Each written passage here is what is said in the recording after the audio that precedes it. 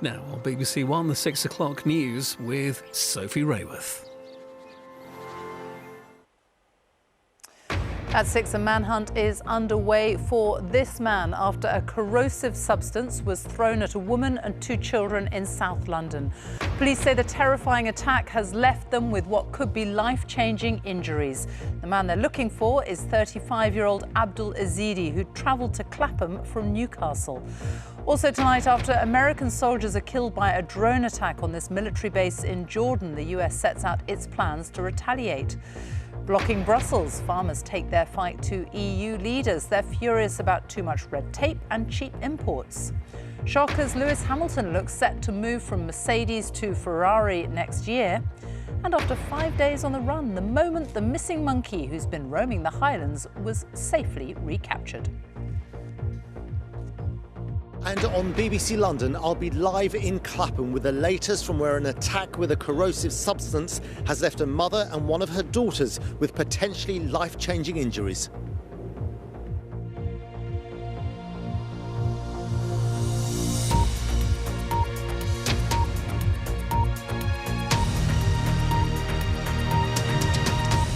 Good evening and welcome to the BBC News at 6. Police are searching for a man who's believed to have thrown a corrosive substance at 2 young children and their mother in South London last night, leaving them with what could be life-changing injuries.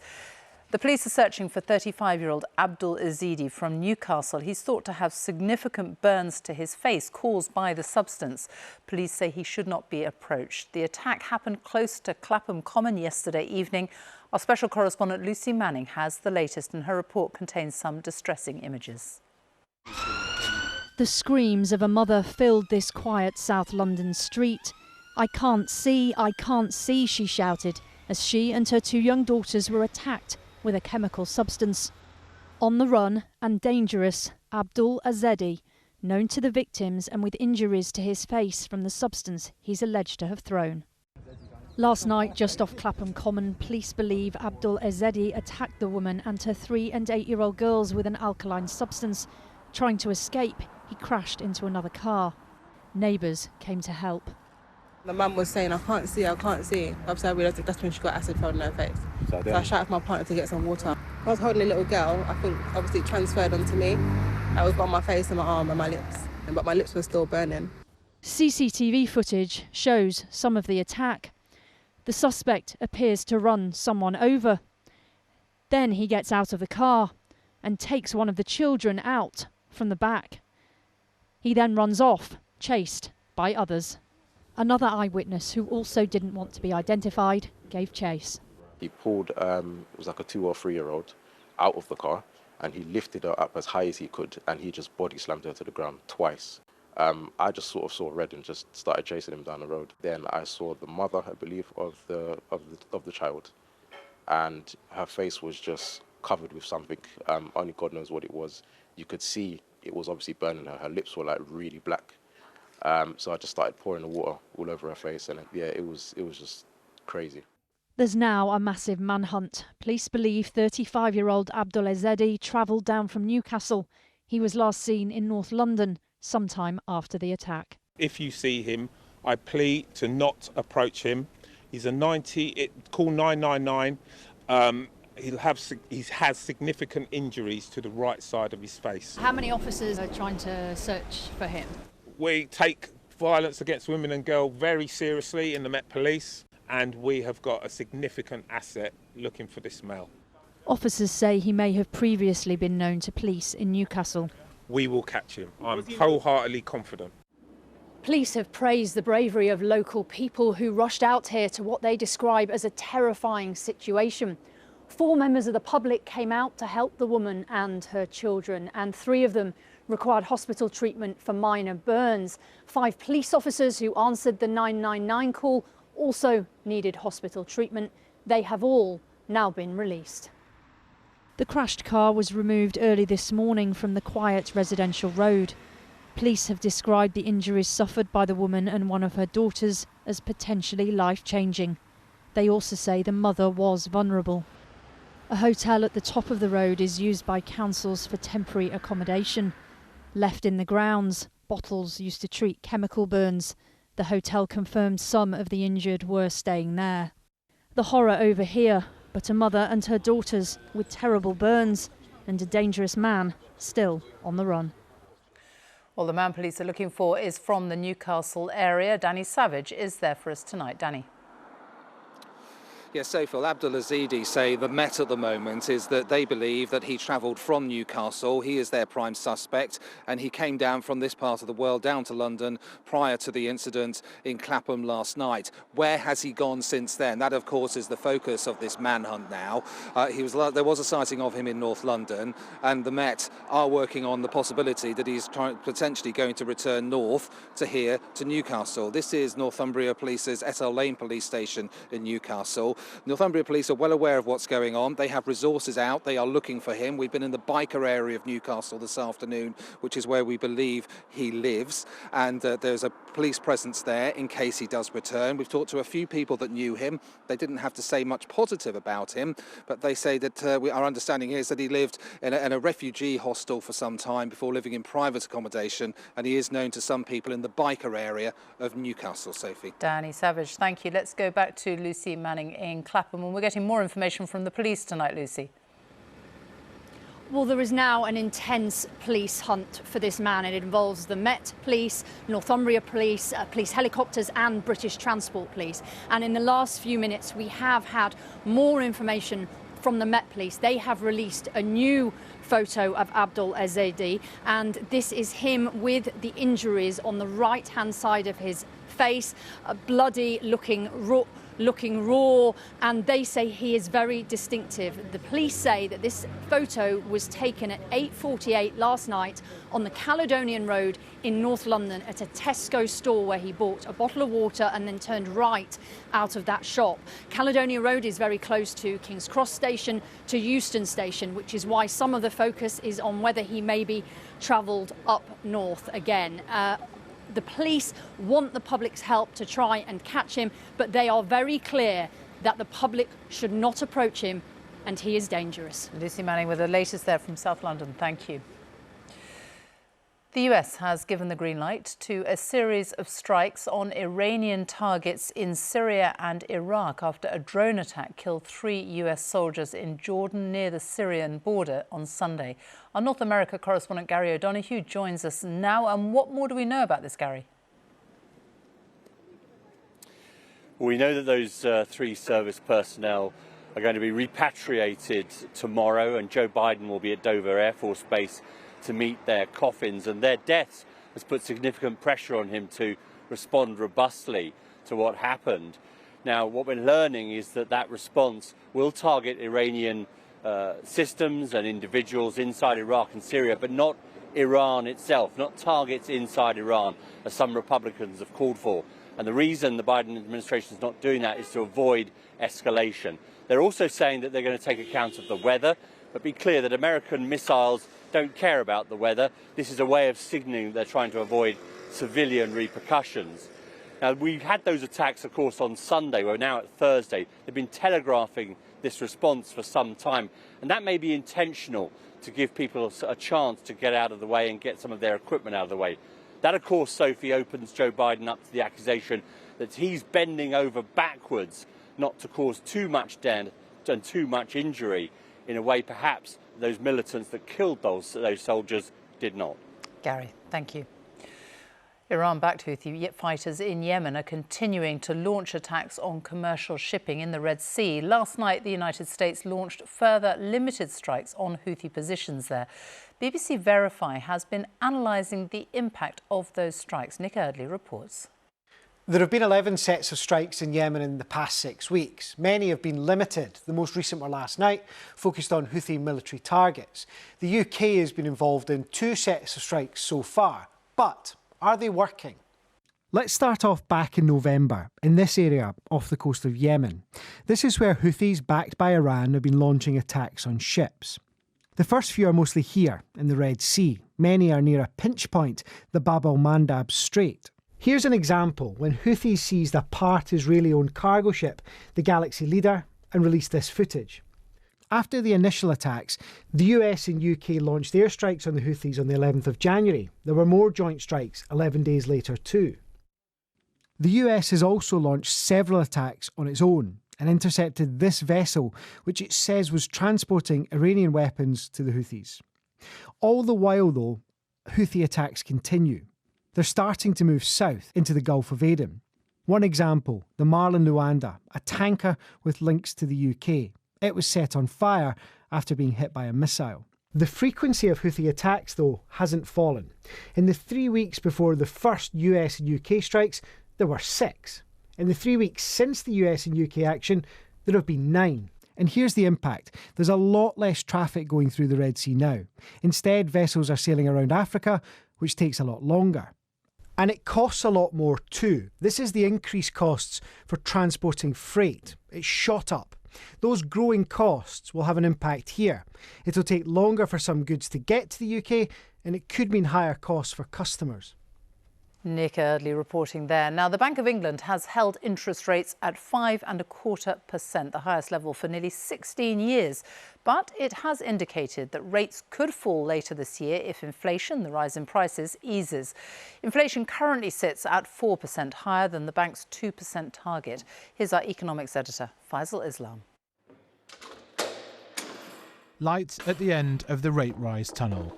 The Bank of England is brewing some rate cuts, which can't come soon enough for many business owners, such as Stephen, who runs a distillery and restaurant in Chatham in Kent. Successive rapid rate rises is something that for the business community you really see very quickly. Reductions in investment, which are then filtering through. I mean, definitely seen that. Rates were held again today, but respite came from the bank's new forecast. Inflation should fall to its target of 2% as early as spring as energy bills fall, changing thinking at the bank. The question for us has changed from how restrictive do you need to be, how high do you need to get interest rates, to for how long do you need to maintain them before you cut them. And that's a very good move forwards. Many householders, many businesses who have been squeezed tight as part of your policy will be wondering, well, hang on a minute, inflation's going to hit its target of 2%. Isn't it now time to take your foot off the pedal? Inflation is going to be around the target in the spring, so April, May, June time. Unfortunately, we don't think it's going to stay there. The tanker is now turning on rate cuts here at the Bank of England. They are discussing them, but when tankers turn, things get choppy, so there's a big split here on exactly when those cuts will come, and there's a presentational problem. The public, businesses, the government might think that when inflation falls to target in the next couple of months, that the rate cuts will come very quickly.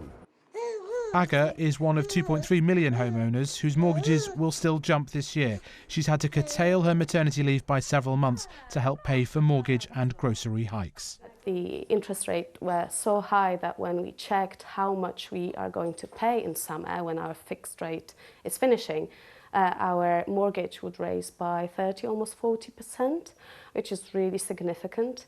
On top of that, adding almost 30% increase in the groceries meant that the money that we saved for the maternity leave, now they will have to go to the mortgage repayment for the next 2 years or even longer.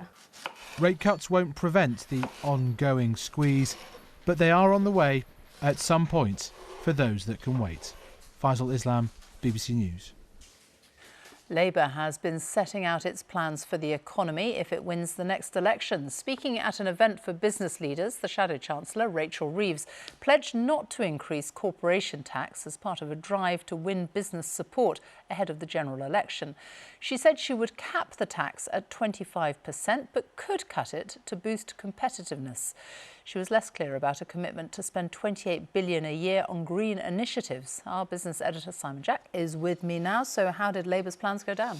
Well, as we get to the business end of this electoral cycle, she was under a little bit of pressure on that pledge. How credible is it that she's going to spend £28 billion a year on green initiatives?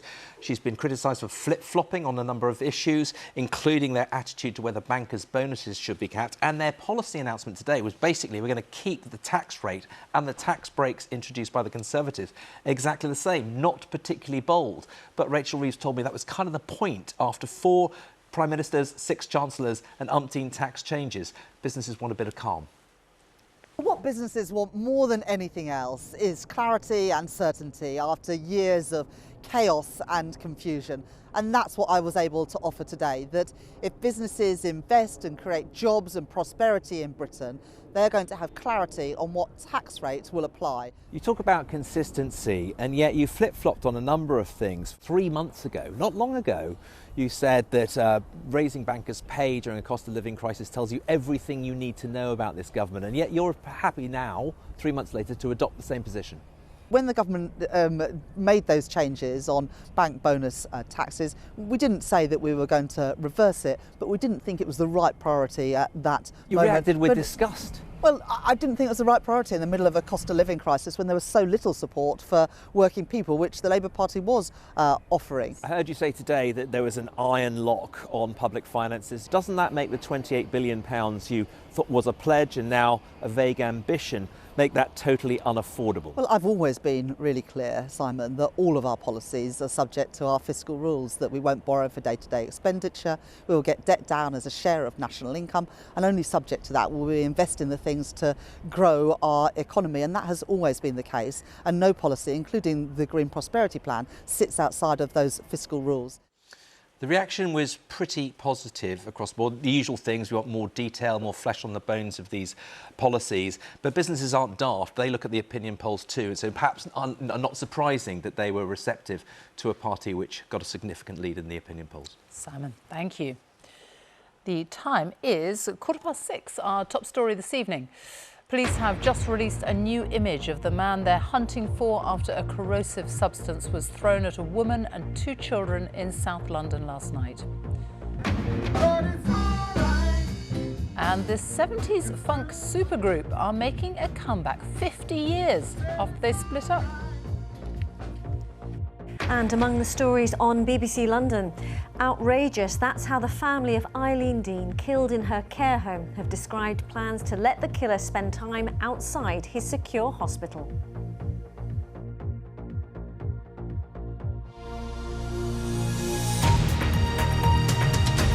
Now, in what would be a shock move in the world of Formula One, the BBC understands that the 7-time world champion Sir Lewis Hamilton is poised to switch teams to drive for Ferrari next year. For the past 12 years, the Briton has been with Mercedes, where he's won nearly all of his titles. Hamilton is widely considered one of the greatest drivers of all time, as our sports correspondent Natalie Perks reports.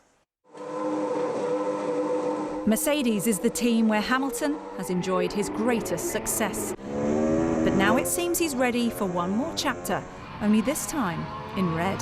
Hi, I'm Lewis Hamilton and welcome to my first day at Mercedes-AMG Petronas. He joined Mercedes in 2013 and has always said it's felt like home. So much so he signed a new £100 million contract last year to stay till 2025. But now it appears he'll only stay for one season before joining a team who've been long-term admirers, and it's no surprise why. Lewis Hamilton has won a joint record 7 World Drivers' Championship titles, an achievement he shares with Michael Schumacher. 6 of them have been with Mercedes and all came inside an astonishing 7-year spell of dominance. Hamilton also holds the records for the most wins, the most pole positions and the most podium finishes in the sport. As the longest-serving Formula One team, Ferrari holds allure and romance, but they haven't had a championship-winning driver since 2007.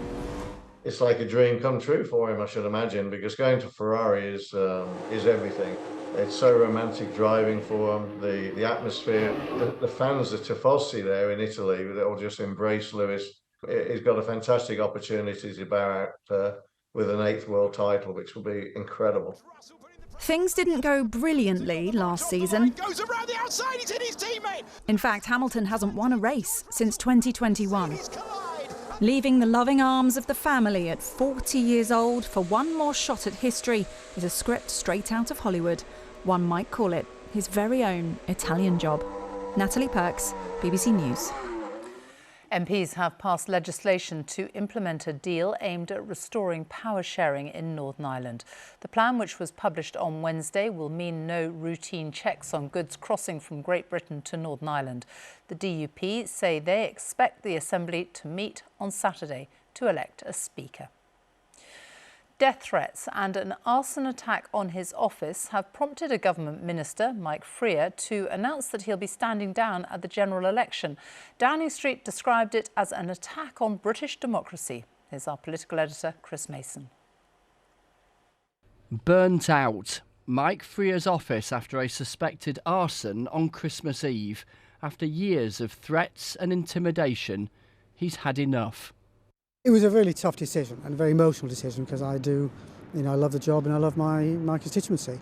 But after, a long line of incidents, some of them low level that every MP has to deal with, but, 2 or 3 very serious incidents, 2 of which were a threat to life, and then the arson attack was the final straw. In October 2021, the Conservative MP Sir David Amess was murdered, stabbed to death. The man who killed Sir David had previously turned up armed at Mr Freer's office, another contributor to his decision to walk away. I think this is an incredibly sad situation that we have a brilliant MP and minister who is essentially being hounded out of office because of the intimidation that he faces. It's completely unacceptable and is a huge loss to UK politics. MPs expect scrutiny, they relish argument, but many are increasingly frightened. Frightened for themselves, frightened for their families, frightened at home, installing panic buttons, frightened in the street and on public transport. In 2016, another MP was murdered, Labour's Jo Cox. Her sister Kim Leadbeater is now the MP for the same seat, Batley and Spen in West Yorkshire. I heard someone on the radio today to describe this as a turning point. But actually, when my sister Jo Cox was murdered, everyone said that was a turning point and we had to do politics differently. And then when Sir David Amess was murdered, people said the same again. And people are saying it again now. And there's been various other incidents where people have said that. I think somewhere along the line, our politics has got pretty messed up. Who on earth would want to be an MP with all of this happening? Yeah, it's a tough gig, isn't it? I ask myself that most days, if I'm honest. I think probably many MPs do. It's a really privileged job. It's a really important job.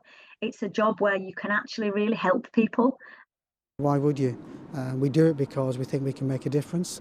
You have to think long and hard whether you want to put yourself and your family through the level of risk that comes with a job these days. The Prime Minister's spokesman said Mike Freer's decision to quit politics was deeply depressing, not just an attack on him, but on British democracy.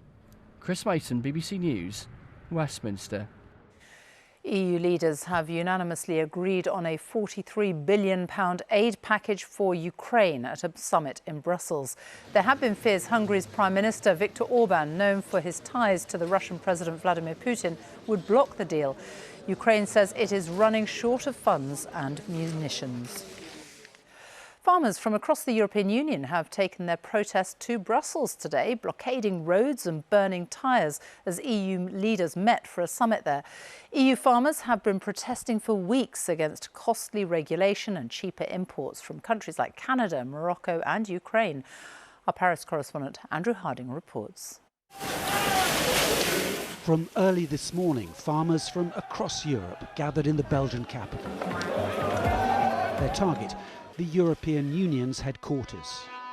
The farmers are, as you can see, angry and increasingly united by concerns about cheaper imports, rising prices and new EU regulations designed to help tackle climate change. Without agriculture, without farmer, there is not life. We produce food, the food is life. In France today, more signs of anger. Motorways blocked by farmers insisting their way of life is becoming unviable. Some here huddled around a television to hear the French Prime Minister promise more reforms to support local farmers. But would it be enough to prompt an end to these protests? The police here are treading very softly. They know that what these farmers are doing is overwhelmingly supported by the French public, that these protests reflect broader frustrations here with the rising cost of living. In a medieval town outside Paris, this couple summed up the mood. Ah oui, oui, un attachement. Oui, mais je pense que c'est pas simplement lié aux agriculteurs. It's not just about farmers, said Louise Herzog. It's about the fact that we're all having problems right now. Voilà. Mais je pense qu'en France, on aime bien manger. We French like our food, Alain added, so we need to stand by those who make our wine, who produce our meat.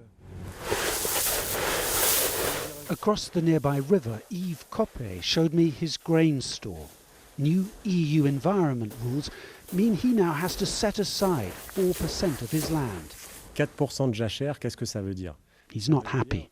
Pour mon exploitation. As a result, he says, I lose 100 tons of wheat. That's the equivalent of 300,000 baguettes that never get made. It's the same for all my neighbours. Exploitation, 300,000 baguettes. This afternoon, though, a breakthrough. French farmers' unions agreeing to halt their protests, at least for now. Andrew Harding, BBC News, Paris. Now, these guys split up 50 years ago. They've been called the British supergroup no one has heard of. But all of a sudden, South London's Simande are finding new levels of success thanks to hip-hop acts sampling their songs. Now, in their 70s, their story is heading for the big screen, and they are going back on the road. Our entertainment correspondent Colin Patterson has been talking to them. Simande, a band who split up 50 years ago and were almost totally forgotten, but whose music has been discovered by new generations. I can't think of too many people of our age having this kind of opportunity. Simande are back together, and their little-known story is becoming a big-screen documentary. It moved my feet, yeah, sure. It moved my soul. It's so funky. How did these people come together to create something incredible? And most people have never heard of them. Simande emerged from South London at the start of the 1970s. Their Caribbean influence taken funk brought them success in America. You're playing in stadiums with 40,000 people. When you came back from the States, you might have been expecting a hero's welcome, but indifference. What was going on? I don't think the music industry had much time for black music in Britain at that time. And I often say they had little time for black music and less time for black musicians. Disillusioned, they split up in 1975. Steve and Patrick became barristers. But then something unexpected started to happen. Decades later, some of the biggest names in hip-hop began to sample their songs, including the Fugees and De La Soul. And ever since, word of mouth has helped Simande's influence to grow and grow. They started in the 70s, now they are in their 70s, back in the studio and about to go on tour to play to their new fans. What's the alternative to this? Sitting in front of the telly in your rocking chair, and you know. But here we are, living a kind of life that you probably hope for in your 20s and 30s. Colin Patterson, BBC News. Great story. Now, he's not looking too happy. He's been on the run for 5 days, roaming the highlands. Despite a number of sightings, the Japanese macaque, otherwise known as a snow monkey, evaded capture until today. Now, after his big adventure, he is back at the Highland Wildlife Park near Aviemore. Here's Ian McInnes. This was the moment Honshu's Highland adventure came to an end. The mischievous macaque had been on the run for 5 days. Relieved, very relieved. Really proud of the team that were able to go and get him. He'd been spotted in this garden, just a few miles from the park. The macaque was just right at the window looking in at me. And what did he look like? Did he look happy? He looked a little bit sad. Right. He wasn't worried, I don't think, but looked a little bit sad. He's now been checked over by vets here at the Highland Wildlife Park. He's actually in fantastic condition. He doesn't seem to have suffered any ill effects whatsoever. I guess we have all of the peanuts in the bird feeders to thank for that. These guys don't realise what a stir their little pal has caused. But I'm sure they'll give him a good welcome back. Now he's done monkeying around. Ian McInnes, BBC News. It's Thursday, it's question time. Here's Fiona with what's coming up. Two governments with very different worldviews, both less popular than they were. One in Westminster, the other in Edinburgh. Tonight, here in Glasgow, we'll discuss the challenges facing both. We're on iPlayer from 8 and BBC One after the 10 o'clock news. Right now, though, the weather. Chris Fawkes, hello. Sophie, we're going to take a look back at the storm that we had yesterday across the North Atlantic. Why? Because I think it's the most powerful Atlantic storm I've ever seen in my career. Let's take a look at this beast. It mowed right across the Faroe Islands and then into Norway and Sweden during the early hours of this morning. And the winds from this system were just off the scale, setting new national records, we think, for both Norway and Sweden. These are the average wind speeds. 122-mile-an-hour winds recorded from this system around the coast of Norway. There were some stronger gusts. A Landsverk site in the Faroe Islands clocked 155-mile-an-hour gust, 131 or 139-mile-an-hour gust in parts of Norway. For context, for those that remember the Great Storm, that produced gusts of wind here of 120 miles an hour. So just an unimaginably strong storm. Now, overnight tonight, something a little bit quieter. It does turn pretty cloudy for all parts of the UK, and there'll be some drizzle or light rain coming through for western Scotland. You might find a few spits in the wind across western areas around the coast and hills as well. But a very mild night. By the end of the night, temperatures double figures for good parts of Scotland and Northern Ireland. Tomorrow, well, still some damp weather coming into western parts of Scotland. Quite a windy day for all of us, blowing in a lot of cloud, but the cloud should break to the east of high ground, and it is across eastern areas that we'll see some particularly high temperatures. 15, maybe even 16 degrees across parts of eastern Scotland. Temperatures 14 in London. The average this time of the year is around 7, so very, very mild weather conditions. More of the same for England and Wales on Saturday. Quite a lot of cloud around, again some bits and pieces of rain, quite windy further northwards with a mixture of sunshine and showers, and colder air will be coming back in. I say colder, those temperatures are still above average for this stage of the year, with 10 degrees, quite typical for Northern Ireland and Scotland, 14 or so for England and Wales. Sophie. Thank you very much. And that's it from us on the BBC News at 6. It's time for the news where you are. Goodbye.